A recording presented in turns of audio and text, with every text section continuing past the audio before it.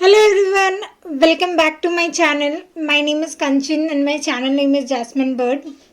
So आज हम बात करने वाले हैं बहुत ही ज़्यादा इम्पोर्टेंट टॉपिक के ऊपर। अगर आप डेटा एस्पिरेंट है, अगर आप डेटा के फील्ड में काम करना चाहते हो तो आपको ये बेसिक चीज़ जो है वो पता होनी चाहिए, and that is data analyst, data engineer and data scientist के बीच का डिफरेंस। कभी कभी लोगों को क्या लग जाता है ना कि तीनों चीज़ें सेम है, तीनों में सेम काम करना होता है, बस एवे ये डेजिग्नेशन दिए जाते हैं कंपनी वाले। कोई एवी तो काम नहीं करता। बहुत ही ज़्यादा डिफरेंस होता है इन तीनों ही कैटेगरीज में। ऑफ कोर्स डेटा का बहुत बड़ा रोल प्ले होता है यहाँ पर, बट काम जो है, रोल एंड रिस्पॉन्सिबिलिटीज जो है वो बहुत ही अलग होती है। So without any delay let's start the video शुरू करते हैं। और इस वीडियो को मैंने सिंप्लीफाई करने के लिए यहाँ पे मैंने 3 चीज़ों में इस वीडियो को डिवाइड कर दिया है। सबसे पहले कि बेसिक डिफरेंस क्या होता है data analyst, data engineer, data scientist में। दूसरी चीज कि क्या क्या स्किल रिक्वायर्ड होते हैं to become a data analyst, data engineer, data scientist. Third point होता है कि अभी के टाइम में जो टाइम है सबसे बेस्ट क्या है तीनों में से सेलेक्ट करना, of course depending on your skills कि आपके पास क्या क्या स्किल्स अवेलेबल है। एंड फोर्थ पॉइंट कि आप अप्लाई कैसे कर सकते हो। लाइक आपने स्किल सीख लिया, आपने पता कर लिया कि आपको मतलब करना क्या है, यू आर वेरी सब चीज़, यू आर डन, आपके पास सब चीज़ है, सब कुछ हो गया, बट अप्लाई कैसे करोगे। और अप्लाई कर भी देते हो तो बहुत टाइम क्या होता है कि कॉल्स नहीं आते किसी के, ना एचआर के कॉल आ रहे हैं, ना किसी के कॉल आ रहे हैं, ना आप बस लगे पड़े हुए हो। तो उसका भी एक तरीका होता है, राइट। अगर आप राइट वे में करोगे आपको जो है जो 1 या 2 कॉल्स आ रहे वीक में, वो शायद 3-4 आने लग जाए। हमारा सबसे पहला टॉपिक था कि तीनों में डिफरेंस क्या होता है डेटा एनालिस्ट, डेटा इंजीनियर और डेटा साइंटिस्ट में। अभी आपकी स्क्रीन के ऊपर एक पिक्चर दिख रही होगी आपको। यहाँ मैंने डेटा एनालिस्ट, डेटा इंजीनियर और डेटा साइंटिस्ट के बारे में सिंपल लैंग्वेज में समझाने का ट्राई किया है। सबसे पहले बात करते हैं डेटा एनालिस्ट के बारे में। डेटा एनालिस्ट करता क्या है? डेटा एनालिस्ट जो है वो एनालाइज करता है न्यूमेरिक डेटा और हेल्प करता है कंपनी को टू मेक बेटर डिसीजन। यहाँ पे रिपोर्टिंग का बड़ा काम होता है। डेटा एनालिस्ट जो है रिपोर्टिंग पे बड़ा खेलते हैं। वो कंपनीज को बताते हैं कि वो अपना नंबर्स ग्रो कैसे कर सकते हैं, प्रॉफिट कैसे कर सकते हैं। बेसिकली ये बिजनेस पीपल होते हैं, राइट। नाउ सेकेंड हम बात करते हैं डेटा इंजीनियर्स के बारे में। डेटा इंजीनियर क्या होता है? डेटा इंजीनियर इन्वॉल्व होता है डेटा प्रिपरेशन के काम पे। एक बात मैं आपको बताती हूँ, कोई भी डेटा जो आता है ना वो रॉ फॉर्म में आता है। अब रॉ फॉर्म में डेटा आता है, इसका क्या मतलब होता है? वो अनस्ट्रक्चर्ड डेटा होता है, वो अनइन्फॉर्मेटिव डेटा होता है, उससे आप इन्फॉर्मेशन नहीं निकाल सकते। आप रॉ डेटा देखोगे ना, सबको कुछ समझ में नहीं आएगा। आपको उस रॉ डेटा को इन्फॉर्मेटिव डेटा में जो है बदलना पड़ता है, उसको हम बोलते हैं मेटा डेटा। आपको रॉ डेटा को मेटा डेटा में कन्वर्ट करना होता है ताकि डेटा एनालिस्ट और डेटा साइंटिस्ट जो है उसका यूज करके डिसीजन मेकिंग बेटर कर सके, राइट। डेटा इंजीनियर का काम ये होता है डेटा प्रिपरेशन का। अब हम बात करते हैं कि डेटा साइंटिस्ट का काम क्या होता है। डेटा इंजीनियर जो होते हैं ना वो कुछ कम डेटा पे काम कर सकते हैं, और लाइक लैक्स में डेटा हो गया या फिर मिलियंस में डेटा हो गया। बट डेटा साइंटिस्ट जो है वो बिग डेटा पे काम करते हैं। बिग डेटा का मतलब होता है डेटा का समंदर, डेटा लेक के ऊपर काम करते हैं। ये काम कैसे करते हैं? ये एनालाइज करते हैं कॉम्प्लेक्स डेटा को। जैसे मैंने बात किया बड़ा डेटा लेक एक टर्म होता है जो कि जहाँ पे आप स्ट्रक्चर्ड और नॉन स्ट्रक्चर्ड डेटा दोनों रख सकते हो। डेटा लेक के बारे में हम बाद में कभी बात करेंगे। अभी के लिए बस आप समझ लो डेटा लेक होता क्या है। यहाँ पे सब तरीके का डेटा पाया जाता है, स्ट्रक्चर हो, नॉन स्ट्रक्चर हो, वीडियो हो, एक वन लाइन का CSV हो, सब मिलेगा आपको डेटा लेक के अंदर। सो या डेटा साइंटिस्ट का काम होता है कॉम्प्लेक्स डेटा के साथ खेलना, डेटा इंजीनियर का काम होता है डेटा प्रिपेयर करके देना, डेटा एनालिस्ट का काम होता है न्यूमेरिक डेटा के ऊपर खेलना। सो यही है बेसिक डिफरेंस। आपको पता होना चाहिए कि आप क्या करना चाहते हो। आप डेटा एनालिस्ट बनना चाहते हो, इंजीनियर बनना चाहते हो, साइंटिस्ट बनना चाहते हो, और आपको उसका रोल एंड रिस्पॉन्सिबिलिटी भी बड़ा क्लियर होना चाहिए। बड़ा ही सिंपल सा डिफरेंस है, कोई रॉकेट साइंस नहीं है यहाँ पे।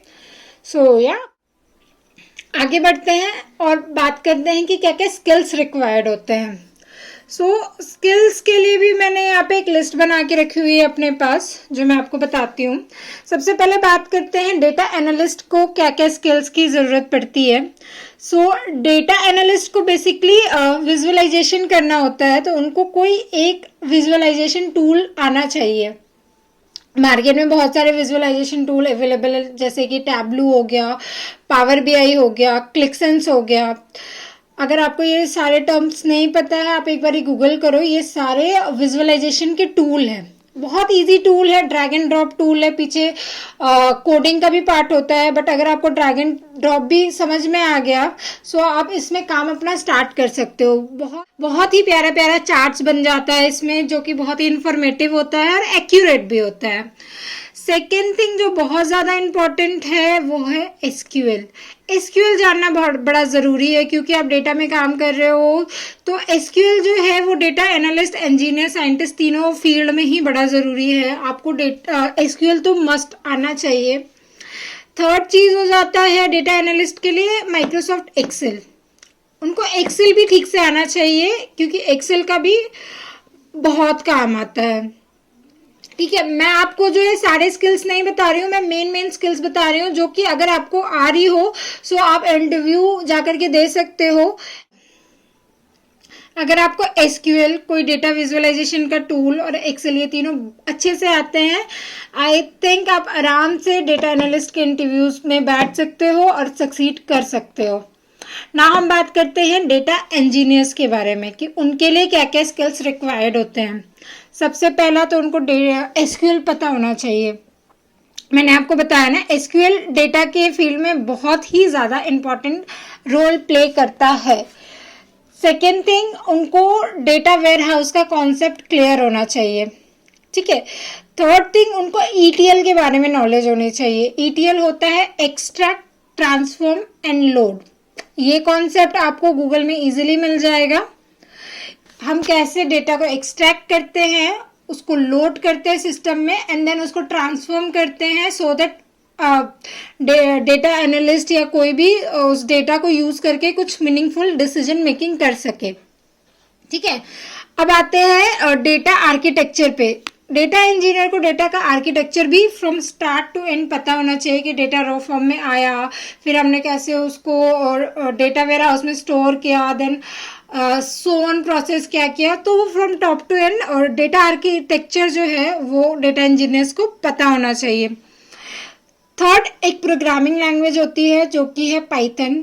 पाइथन का भी बहुत रिक्वायरमेंट होता है डेटा इंजीनियरिंग फील्ड में। लोग जो है इंटरव्यूज में पाइथन पूछते हैं। ठीक है। और एक चीज़ जो है अपाचे हडूप और अपाचे स्पार्क। अपाचे हडूप और अपाचे स्पार्क क्या काम करता है, ये जो है बेसिकली बिग डेटा में काम आता है। ठीक है। लेकिन थोड़ा बहुत नॉलेज जो है डेटा इंजीनियर्स को भी होना चाहिए, क्योंकि there is a high chance कि आपको बिग डेटा के साथ भी काम करना पड़ जाए।